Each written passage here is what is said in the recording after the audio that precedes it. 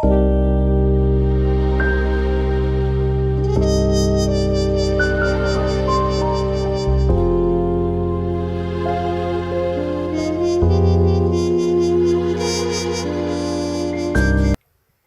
జీవితంలో ఓడిపోతున్నావు.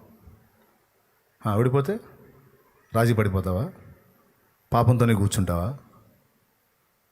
మొన్న పోరాడావు, ఓడిపోయావు. నిన్న పోరాడావు, ఓడిపోయావు. ఈరోజు పోరాడావు, ఓడిపోయావు. మళ్ళా రేపు నీకు ఒక ఉదయం ఉంది, మరొక నూతన ఉదయం ఉంది. పాపంతో నువ్వు పోరాడు, రక్తము కారునంతగా పోరాడు. నీ చేతిని దేవుడు పట్టుకొని నీకు విజయం ఇవ్వడా? ఈరోజు కాకపోతే రేపు, రేపు కాకపోతే ఎల్లుండి, ఎల్లుండి కాకపోతే ఆ తర్వాతి రోజు, ఆ తర్వాతి రోజు కాకపోతే ఆ తర్వాతి రోజు, నెలకైనా 2 నెలలకైనా 3 నెలలకైనా తప్పకుండా ఇస్తాడు. నువ్వు తాగుబోతువై ఉన్నావు, తాగుతున్నావు తమ్ముడా, తాగుతున్నావు. తాగితే ఎన్ని నష్టాలు జరుగుతాయో జనాలందరూ నీ క్లాస్ ఇచ్చేవాళ్లే. వాళ్ళకి తెలియదు నీ సంగతి. వాళ్ళు కూర్చుంటే తాగుడు వల్ల కలిగే నష్టాలన్నీ నువ్వు చక్కగా ఇంకా వాళ్ళకంటే బాగా జీవితానని వాళ్ళకి తెలియదు. వాళ్ళేమో వాళ్ళని చూసి చెబుతారు, నువ్వైతే నీ స్వీయ జీవిత అనుభవాల్లోంచి చెబుతావు. తాగి ఎంత పోగొట్టుకున్నావు, ఎన్నిసార్లు మురికాలలో పడ్డావు, పందుల పక్కన ఎన్నిసార్లు వండుకున్నావు, బజ్జీలు అనుకుని కప్పలు ఎన్నిసార్లు తిన్నావు, అనుభవాలని నువ్వు చెబుతావు ప్రాక్టికల్ లైఫ్లో. స్తోత్రం, హల్లెలూయా. మరి ఫుల్గా తాగి బజ్జీల పొట్లను తీసుకొని వస్తున్నాడు. వాన పడింది బాగా, అంత రొచ్చ గుంట నీళ్ళు ఉన్నాయి, పడ్డాడు, అందులో కప్పలు ఉన్నాయి, బజ్జీలో పక్కబడ్డాయి. ఏం చేస్తాడు? ఓకే, నువ్వు త్రాగుడు బలహీనతలో ఉన్నావు.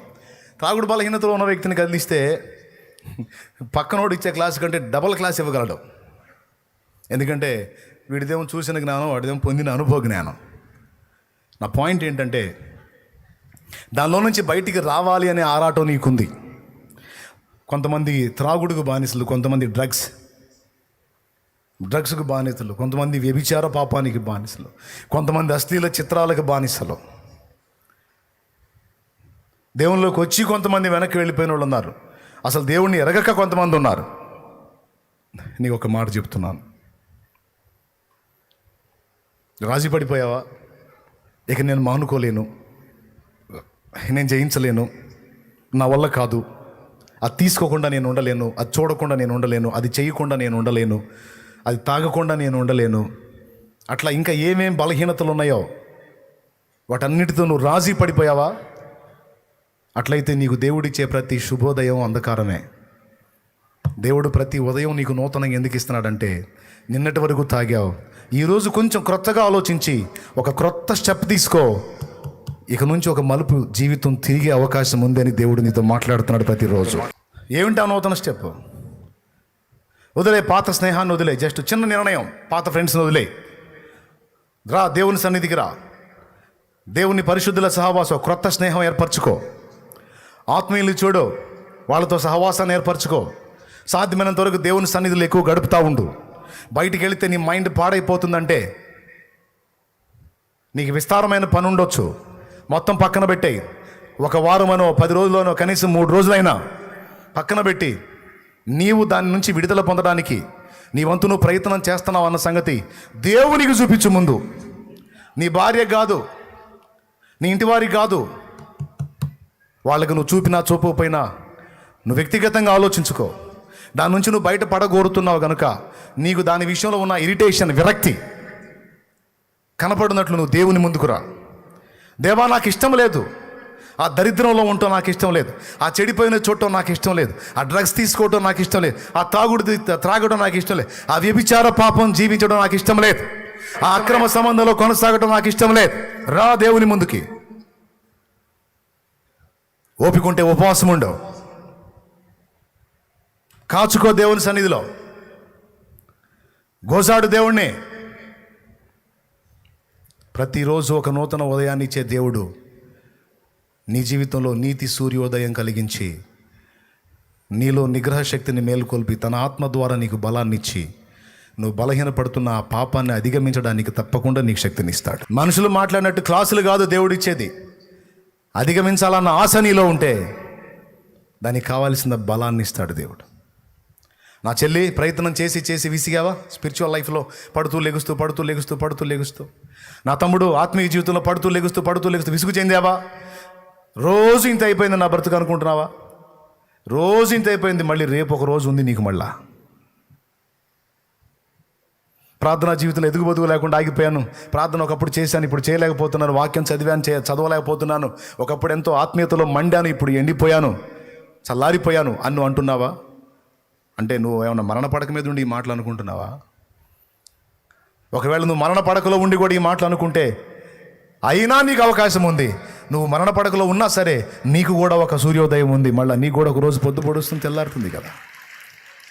నీకు కూడా ఒక నూతన దినం ఉందంటే, నువ్వు కూడా దిద్దుకోవటానికి, సరి చేసుకోవటానికి, తిరిగి లేవటానికి, బలం పుంజుకోవటానికి, కోల్పోయిన శక్తిని మళ్ళా పొందుకోవటానికి శాంసన్ లాగా నీకు కూడా అవకాశం ఉంది. దావీదులాగా నీకు కూడా అవకాశం ఉంది. తేడాబడ్డాడు, సింహాసనం పోగొట్టుకున్నాడు, సరి చేసుకున్నాడు, మళ్ళా ఎక్కాడు.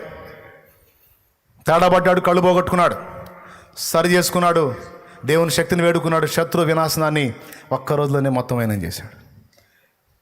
ఎవరి కోసం తను పుట్టాడో వాళ్ళ మొత్తాన్ని వైనం చేశాడు. ఆ విజయాన్ని సాధించాడు. ఈరోజు నీకు ఛాన్స్ ఉంది అంటున్నాడు దేవుడు. ఇంకేం చెప్పాలి? ఏవో సంగతుల గురించి ప్రయత్నాలు చేసి విసుగు పుట్టిందా? డోంట్ వరీ, ప్రయత్నం మానొద్దు. నీ ఊపిరి ఉన్నంత వరకు పోరాటం ఆపొద్దు, ప్రయత్నం మానొద్దు. నీకు దేవుడు నూతన క్రియలు సిద్ధపరిచి ఉంచాడు, నూతన జీవితాన్ని సిద్ధపరిచి ఉంచాడు, నూతన జీవాన్ని సిద్ధపరిచి ఉంచాడు. నూతన భవిష్యత్తు నీది కాదని ఎవరు చెప్పగలరు? ఇవన్నీ వట్టి మాటలని ఎవడు అనగలడు?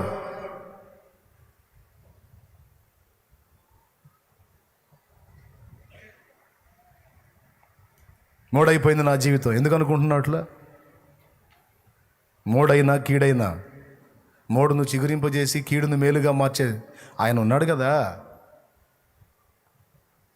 చచ్చిపోతే పోయింది, ఇక నా బతుకు చావే కరెక్ట్.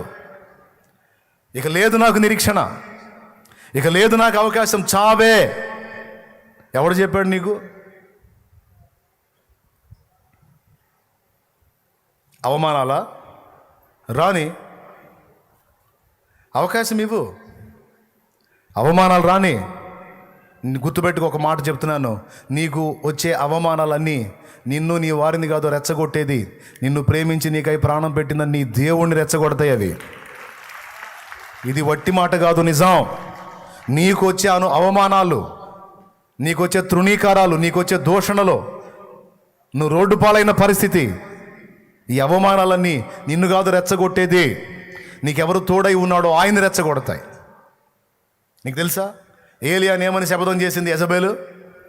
రేపు ఈ టైం కల్లా నా ప్రవక్తల్ని చంపాడు కనుక ఈ ఏలియా అనే వాడి ప్రాణం వాళ్ళలో ఒకని ప్రాణం వంటి వానిగా నేను చేయకపోతే, ప్రాణం వంటి దానిగా చేయకపోతే నాకు గొప్ప అపాయం, గొప్ప కీడు కలగాలని ఆమె కోరుకుంది యెజబెలు. ఒక్కసారి చూస్తారా? 19వ అధ్యాయం 2వ వచనం, మొదటి రాజుల గ్రంథం. యెజబెలు ఒక దూత చేత ఏలియాకు ఈ వర్తమానం పంపించెను. రేపు ఈ వేళకు నేను నీ ప్రాణమును వారిలో ఒకని ప్రాణం వలె చేయని ఎడల దేవుడు నాకు గొప్ప అపాయము కలగజేయును గాక. అదే జరిగింది. దానికి గొప్ప అపాయమే కలిగింది ఆ యెజబెలుకి. ఏలియాని ఏమంది? చంపేస్తానంది. అది కూడా ఎట్లా? ఖడ్గం చేత చంపుతా. వాళ్ళు ఎట్లా తెచ్చారో అట్లా చంపుతా అందే. ఎవరిని రెచ్చగొట్టింది? ఏలియా కాదు, ఏలియాని రెచ్చగొట్లా. ఏలియాకి దడబుట్టింది. దేవుని స్తోత్రం. దడబుట్టి దుర్మార్గురాలు రాణి చేసిద్ది, ఎందుకు వచ్చిన గొడవ అని అరణ్యంలోకి పోయాడు. కానీ యెజబెలు శబ్దాన్ని ఎవరన్నారు తెలుసా? దేవుడు అన్నాడు. ఈయన ఏం చేశాడు తెలుసా? 21:20 చంపుతావా నా దాసుడిని? చంపుతావే నువ్వు? అసలు చావే లేకుండా చేస్తాను నా దాసుడికి అన్నాడు. అట్లా ఉంటుంది మరి ఆయనతోని. దేవునికి స్తోత్రం. ఎవరితోనే? రెచ్చగొడితే అంతే మరి. చంపుతావా నువ్వు? అసలు చావే లేకుండా తీసుకుంటాను ఆ ఏలియానే. అంతే, చచ్చిపోయాడు ఏలియా. అసలు చచ్చిపోయాడు ఏలియా. శరీరంతోనే ఎత్తబడ్డాడండి. తెలుసు కదా మీకు. అది పరిస్థితి. నిన్ను కదిలిచ్చేవాళ్ళు నిన్ను కాదు, నిన్ను ప్రేమించే దేవుణ్ణి కదిలిస్తున్నారు. గుర్తుపెట్టుకో. నిన్ను ఆరడిపరిచేవాళ్ళు నిన్ను కాదు, నిన్ను ప్రేమించే దేవుణ్ణి ఆరడిపరుస్తున్నారు. నిన్ను అవమానపరిచేవాడు నిన్ను కాదు, నిన్ను ప్రేమించే దేవుణ్ణి అవమానపరుస్తున్నాడు. నిన్ను కదిలిచ్చాడు నిద్రపోతాడు, కానీ దేవుణ్ణి కదిలిచ్చాడట నిద్రపోతాడు. ఆడి అవమానం వాడి నెత్తి మీదకి వచ్చేటట్టు అవుతుంది పరిస్థితి. పక్క ఏం గురించి చిరునవ్వే నీ పని, చిరునవ్వే. నేను ఎదుర్కొన్నా నా లైఫ్లో. చిరునవ్వులు నవ్వారు కొంతమంది నన్ను చూసి అని. మొత్తం వివరంగా చెప్పనులే. గోడు ఏడ్చేటట్టు అయితే పరిస్థితి చాలా ఉన్నాయిలే. ఆయన్ని పబ్లిక్ చేతి ఏడిచేస్తారు. ఎందుకు వచ్చిన గొడవ? దేవునికి మహిమ. నవీన్ అవమానపరిచి నవ్వుకుని ఉండల్లా నేను నవ్వుకుంటూ ఉంటా. నన్ను అవమానపరిచి పండగ చేసుకుంటాకే చేసుకో, ఏం పర్లేదులే అంత తలదించుకొని నేను కూడా నవ్వుకుంటా. ఎందుకంటే నాకు తెలుసు, అనుభవం ఉంది. గుర్తుపెట్టుకో, అవమానాలు వస్తే రాని.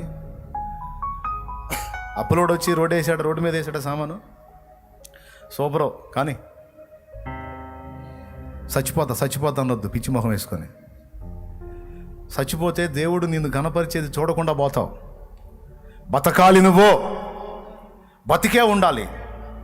నీకు జరిగిన అవమానాలన్నిటికీ ప్రతిగా దేవుడు చేసే కార్యాలను చూసి నీవు తల ఎత్తుకొని నిలవటానికి బతికే ఉండాలి. నువ్వు బతికే ఉండాలి, చావటానికి లేదు. దేవుడు నిన్ను ఘనపరిచేది చూడాలిగా నువ్వు. ఎస్తేరు తల ఎత్తినట్టు నీ తల ఎత్తడం చూడాలిగా నువ్వు.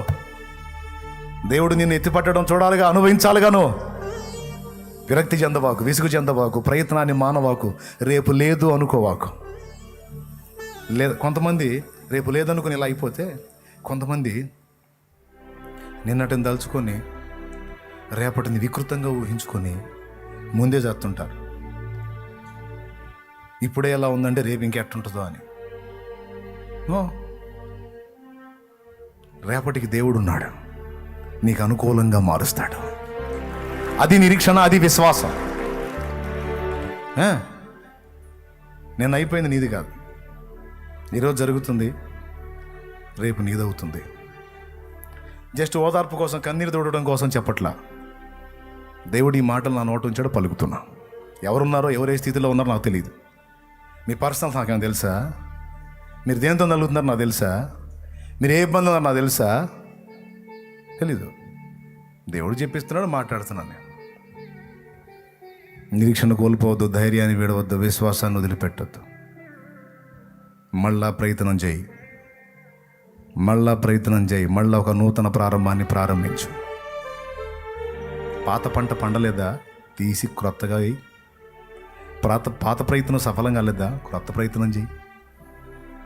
నీ ఓపిక ఉన్నంత వరకు, ఊపిరున్నంత వరకు అన్ని విషయాల్లో పునః అంటే మళ్ళా. ఎందుకంటే ఆయనకి నీ మీద కలిగే వాత్సల్యం నిత్యము నూతనమైంది.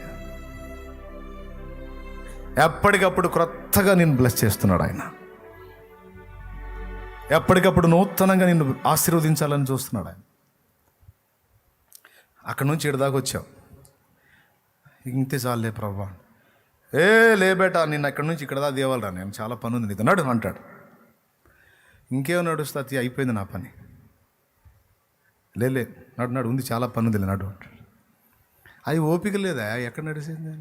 అరే నేను చేయబట్టుకుంటాను, నడు రా బాయ్, ఏమవుతుంది, నేను నడిపిస్తాను, నడు. దేవునికి స్తోత్రం. ఎంతమందికి నిరీక్షణ ఉంది? ఎంతమందికి విశ్వాసం ఉంది? సమస్త విషయాల్లో ఇదే సమాధానం. క్రొత్తగా ఆలోచించు, మళ్ళీ క్రొత్తగా ప్రయత్నించు. ఈసారి నీ ప్రయత్నం సఫలం కాబోతుంది. ప్రార్థన కూడా మళ్ళా చేయను అంతే. పాత ప్రార్థన మళ్ళీ చేయకు, కొత్తగా ప్రార్థన కూడా క్రొత్తగా చెయ్యి. నేను చెబుతుంది రైట్ మాటే.